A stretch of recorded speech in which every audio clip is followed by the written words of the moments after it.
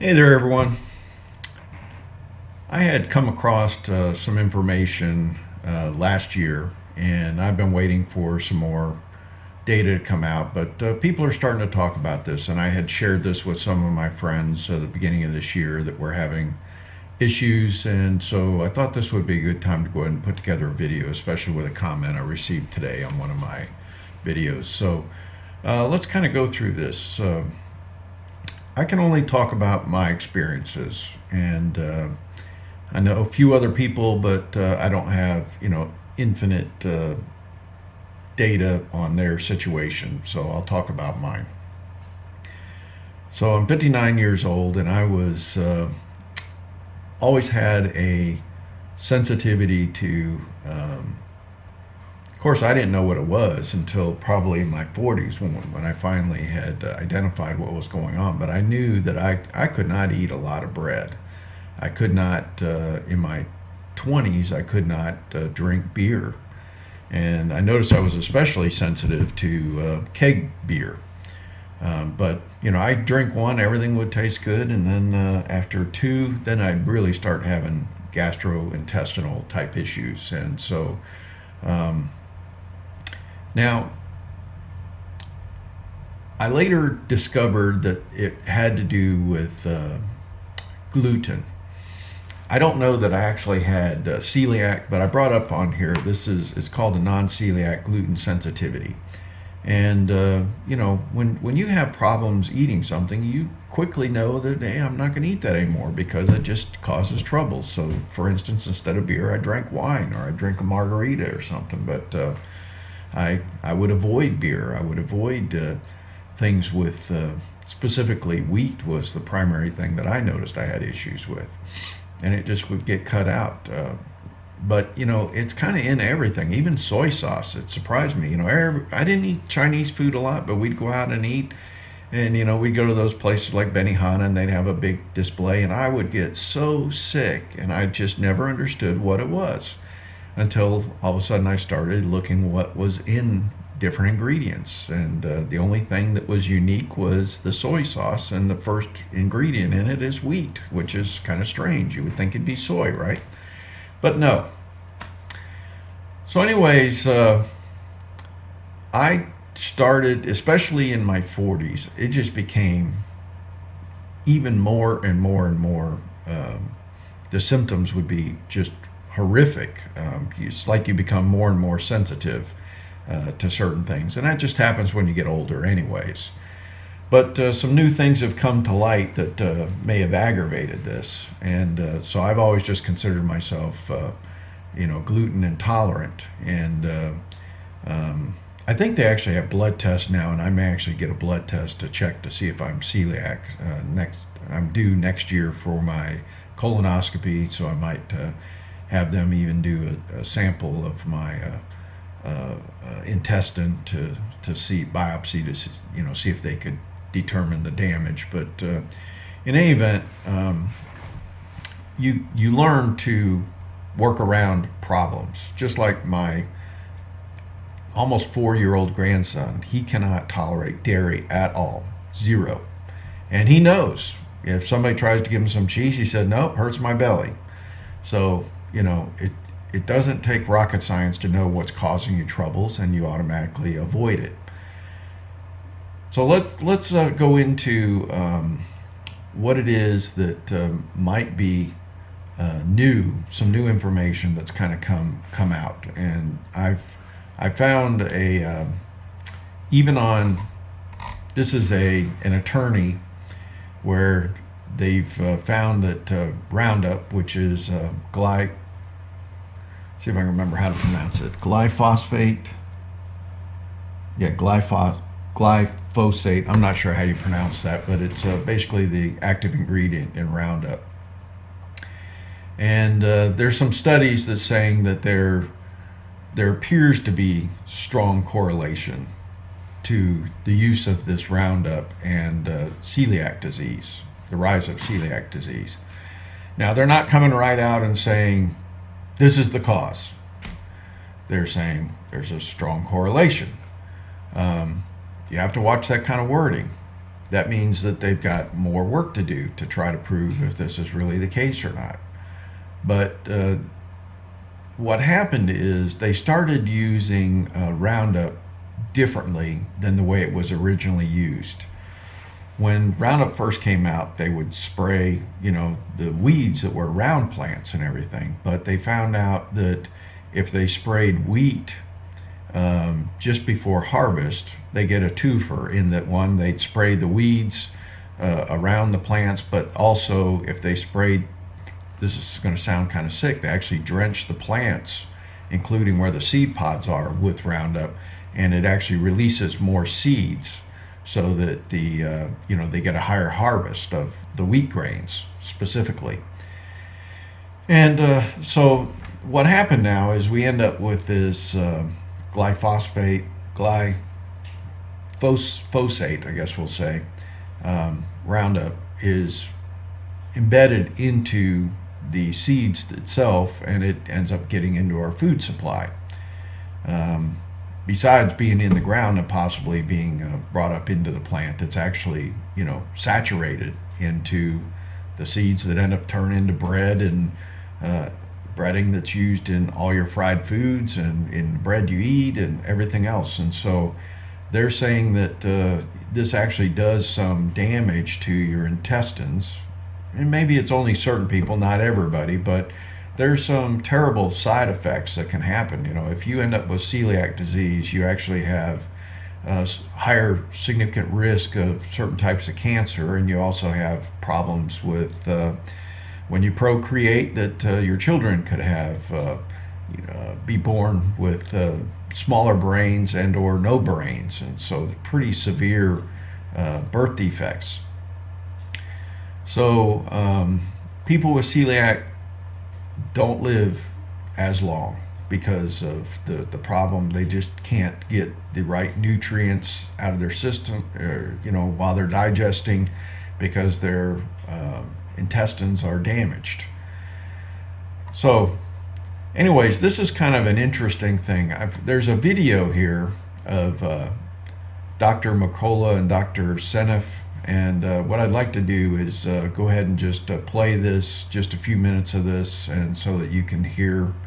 I should have marked where this thing starts, but let's go ahead and see what she has to say. You can give us some background on what started the process. Why would you even begin to investigate the relationship between GMOs and celiac disease?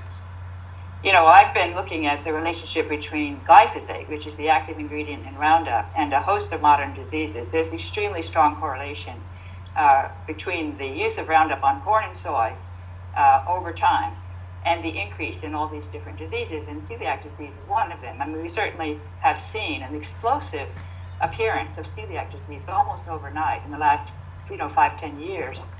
I had never heard of celiac disease. I think 10 years ago I wouldn't have known what it was. And now you have all the grocery stores with huge section, growing section of gluten-free choices. And most of those choices are not healthy. No, I know, but they're getting rid of the gluten because they know the gluten is going to cause a reaction to so many people in the population. And it's like we don't seem to, it's funny to me how these things happen all around you, and people somehow think, oh yeah, wheat, lots of people are intolerant to wheat. Of course they are. I mean, people aren't thinking, why is this true? Why is this now true? This didn't used to be true.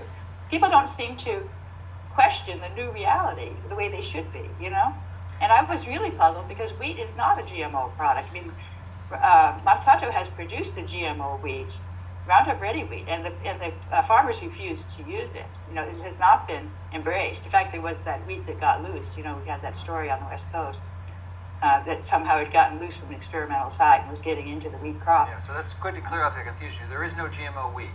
There is no, it would be worse GMO than it wheat is not a product that's on the market. Right. So that's why, if you're thinking GMOs, well, why would it be connected at all? And it's actually not because it's GMO, it's because it's not GMO that what they do actually works at all. And I was stunned to find this out. It was when I started investigating, I was curious about it, celiac disease. I'm looking at all the diseases that are on the rise, and then I'm trying to see how they could connect with glyphosate, because glyphosate is the only herbicide that's going up dramatically in the last 15 years, exactly in step with the use on the GMO. Well, let's stop there. Let's talk about the increase in the incidence of celiac disease and the increase in the use of glyphosate. Yeah, I mean, they go up hand in hand, and particularly this is glyphosate usage on wheat. So luckily, the U.S. government doesn't keep a whole lot of statistics on pesticides, but they do have information you can get on the web on glyphosate usage on corn and soy and glyphosate usage on wheat. And so, so the obvious thing to do with gluten intolerance is to look at glyphosate usage on wheat and see if that correlates with gluten intolerance. And in fact, it correlates a lot better than does glyphosate usage on corn and soy, which makes sense because wheat's the product that you get sensitive to. But this does point to the connection between the wheat and the glyphosate as being somehow inducing the celiac disease. And why would they use glyphosate on non-GMO wheat? It's an excellent question. I was wondering that myself. I was like, why is this going up? And in fact, it turns out they have they've been advocating, and they started doing research, I think maybe 15 years ago, on this concept of desiccation of the crop with some poison right before the harvest. They're sort of thinking, well, we have all this stuff, stuff we have to clear away to get ready for next year's crop, and of course we have weeds already infiltrating the crop. What if we could combine two steps in one by spraying the wheat with Roundup in order to kill it right before we harvest the seed? So the wheat's ready to go, and actually when you expose the wheat to a toxic chemical like glyphosate, it releases more seeds. It sort of goes to seed as it dies. So in its last gasp, it releases seeds. You get a higher yield because you can then synchronize when the seed arrives. You grab it, with the combine. You wipe out the crop. You want to clear it, and of course, because it's dying so quickly, there's less to clear. So you sort of want it to die now that you've harvested the wheat. But you do this killing before the harvest, which is like so bizarre to me, that you're pouring the glyphosate right into the seed as you do that. And no one thinks that's a problem. I mean, I'm just like so baffled by that. Celiac disease is quite... So anyways, I kind of summarized that before, and this was kind of a really nice overview of this. There's one more thing I wanted to bring up, so let me pull that up real quick.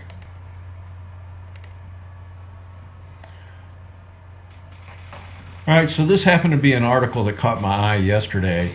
It was United States, or the states in America that use the most and least glyphosate.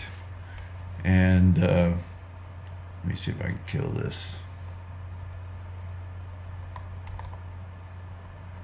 So here's a chart that shows the amount of usage of, and you can just see it's tremendous across, our whole growing regions.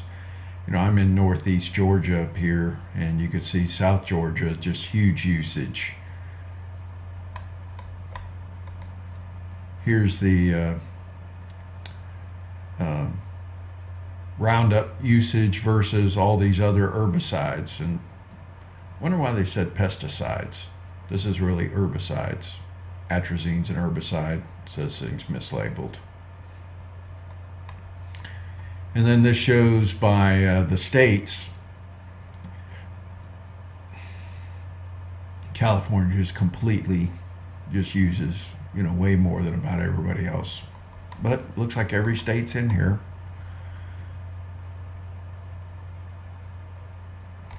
So what was this other one? Oh, this is overall pesticides. I wonder why they're using the word pesticides, because this is not a pesticide. Somebody needs to clean up this article. This is herbicides. So this is the states that use the most Roundup. And so in this case, Illinois, Iowa, Nebraska, Kansas, North Dakota, Minnesota, South Dakota, Texas. I mean, that's probably, 80% of all the usage there. I got to go all the way down. Where's Georgia on here? Oh, Georgia.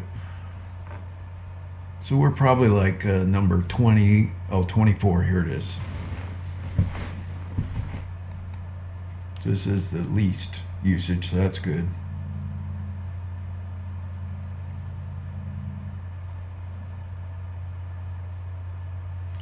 So, anyways, this might be an interesting article for you to look at, but it's amazing how much of this is used and how widely adopted and how just misapplied this is being done now. Who would have thought they would have stuck this into just saturating the seeds and everything with this? That's definitely a misuse. I'm kind of curious, um, what they think, what Monsanto. Now I have to go back and look because I think Monsanto was purchased recently by a German company, and that's probably why all this is coming to the forefront now, because it's somebody else's problem. What wasn't it? Bayer? Let me go take a look. Yep, here we go. So Monsanto agreed to be purchased by Bayer, 66 billion all cash takeover.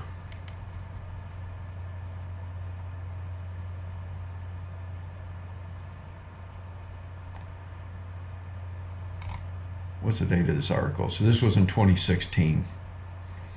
I remember that about being in the news. So it doesn't surprise me that all this stuff is going to courts and everything now, because it's not a U.S. company now. This is a German company, and so the U.S. probably had protected them while they were a U.S. company, but now they're not protected, and that's just the way it works. So anyways, what's my take on this? I think that the product's being misused. I'm a little concerned about this particular website, because when I go through this whole thing, there's a whole lot of sales things in here where they're trying to sell all kinds of different stuff, and so I'm not sure this is a completely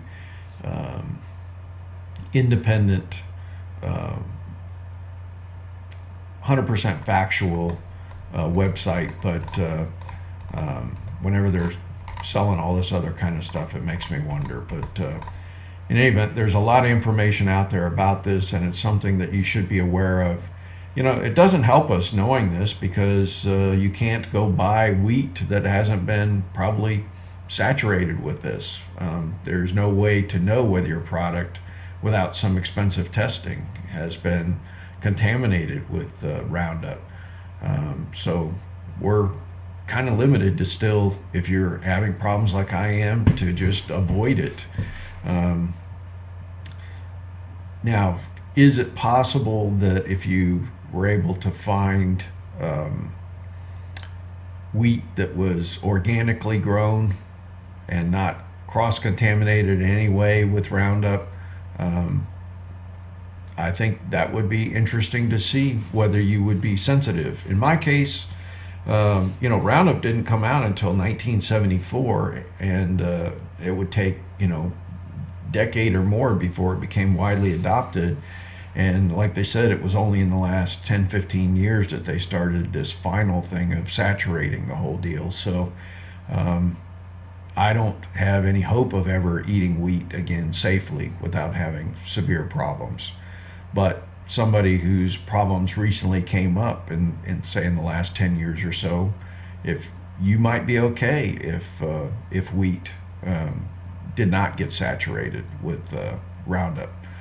So anyways, that's my thoughts. I've been wanting to do this one for a while, because it looks like this is catching on, and my previous job working into military aerospace world was root cause corrective action, and when I was eating Tums like there was, it was part of my main meals. It was a godsend to realize that all I had to do was completely cut out anything with wheat, and I was better immediately. And then I reintroduced wheat, several weeks later, and had my reaction. I said, "Yep, that's it." Now, root cause could be that there's some additional things with the Roundup that makes it even worse, but I don't care. I've learned to live without it. I don't need to go back, and down the road, if they do completely prove this and they remove it, and then I can go try to eat this stuff again, we'll see what happens. But my body's pretty much trained now to just avoid, and you may need to do the same. But right now, the verbiage appears to be correlated. So that's not saying 100% that is the cause. And again, it already was when we go back to this article, wheat is something that a percentage of the population is sensitive to, period. There's antigens or something in there that our bodies just can't tolerate easily. So I've determined I'm kind of a corn guy anyways. Maybe it's just the way I'm made up. So that's about all I have to say for this. God bless everyone, and I hope everybody's treating you well.